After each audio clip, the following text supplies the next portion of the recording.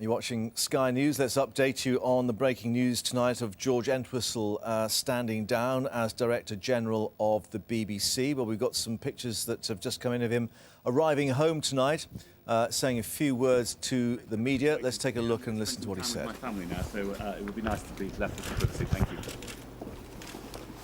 Would you have gone earlier, Mr. Entwistle? So, very brief, followed by the news crews to his home, having made that statement, of course, at New Broadcasting House.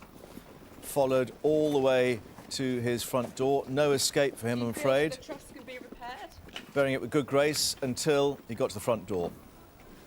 And I think that's a fairly emphatic finish to his BBC career.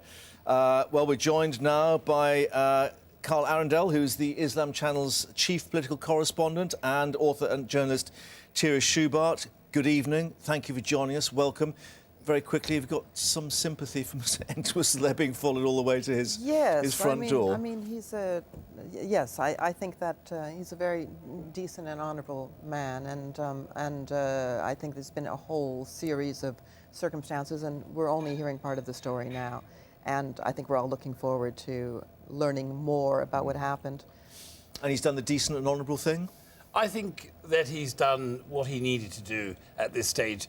I have to say that I do feel somewhat for him.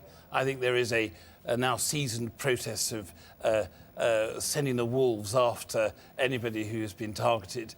And I'm sure, as you were suggesting, that he's a decent and honourable chap. He's probably trying to follow with procedure and ended up very rapidly in this position. Yeah, yes. Indeed.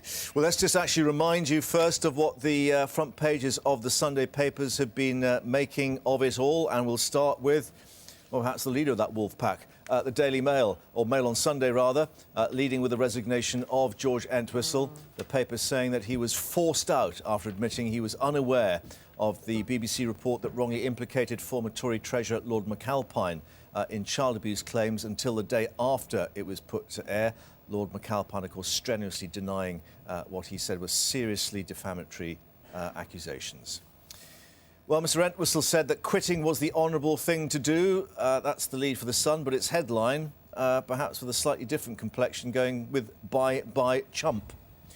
The Times saying Mr. Entwistle had lost the confidence of Lord Patten, chairman of the BBC Trust, of course, the man who'd put him into that job as Director General.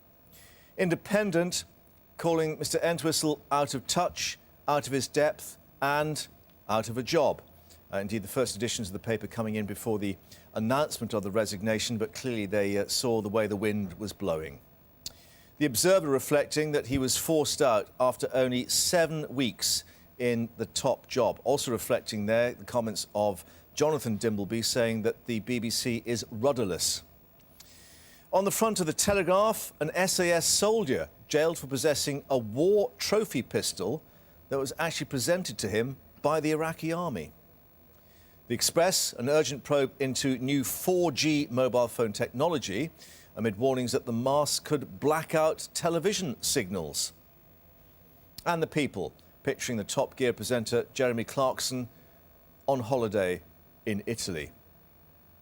And the Star has a story about Craig Revel Horwood and his, dancing out of Strictly. We shall have a look at that. It's only my Saturday job, he reflects.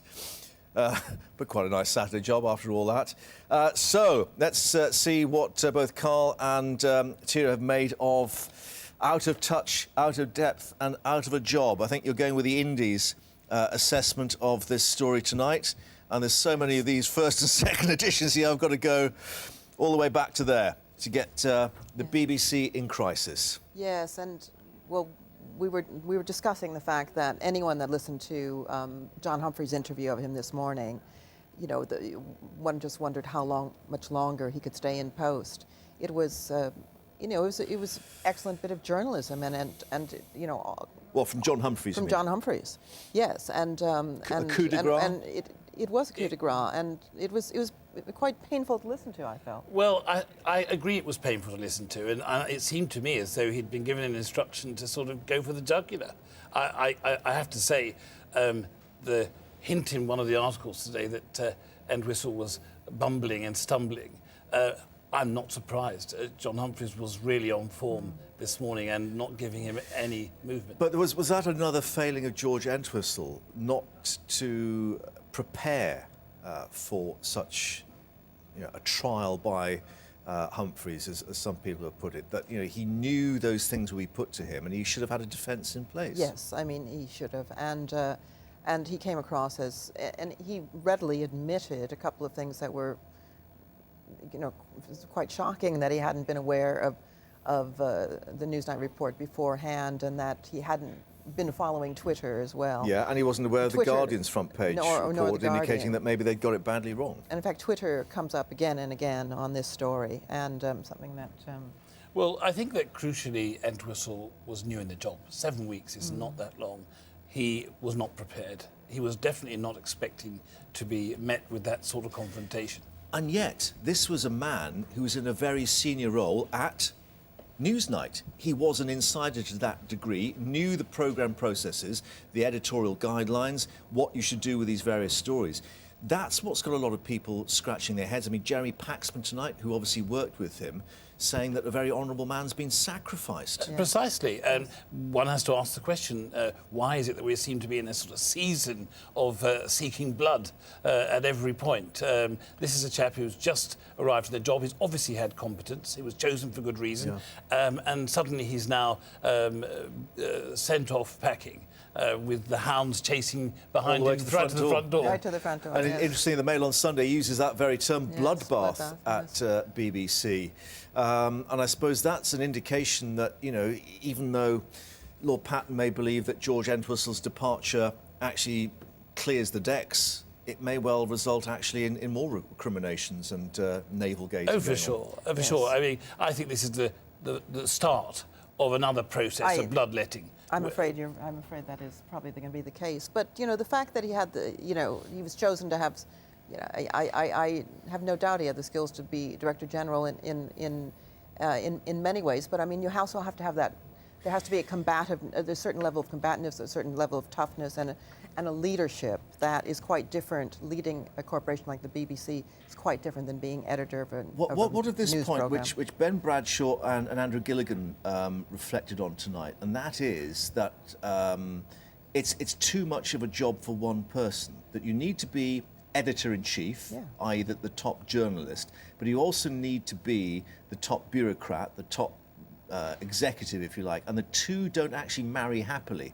And perhaps it's time for a division of power, separation of powers at the BBC. I think that's a fair point, but I think that we shouldn't lose sight of what lies beneath all this. What are the key issues? The issues are very serious proliferation of child abuse that took place with, it seems to all now, with the knowledge of quite a large number of people at the BBC. Or a blind eye being who turned a blind yeah. eye. And that Newsnight seems prevented from exposing that story. And then suddenly, and this is the extraordinary thing, suddenly they've gone rushing out with a story. Although in the first story they had huge array of testimonies, in the second one they had half-cooked information from the internet and so on. And we're going to see the consequences An of that. eagerness, perhaps, to show that they were trying to make amends for the failure over the Savile story.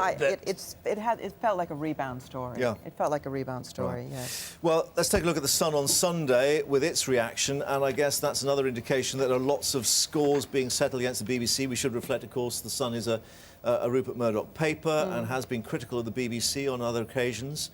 Bungling Entwistle quits, bye-bye chump. Is that perhaps rather... I think It's very much a Sun headline, isn't it? It's what you'd expect from the Sun. But I mean, are they reflecting on perhaps the public's common perception of what's happened? Look, I think that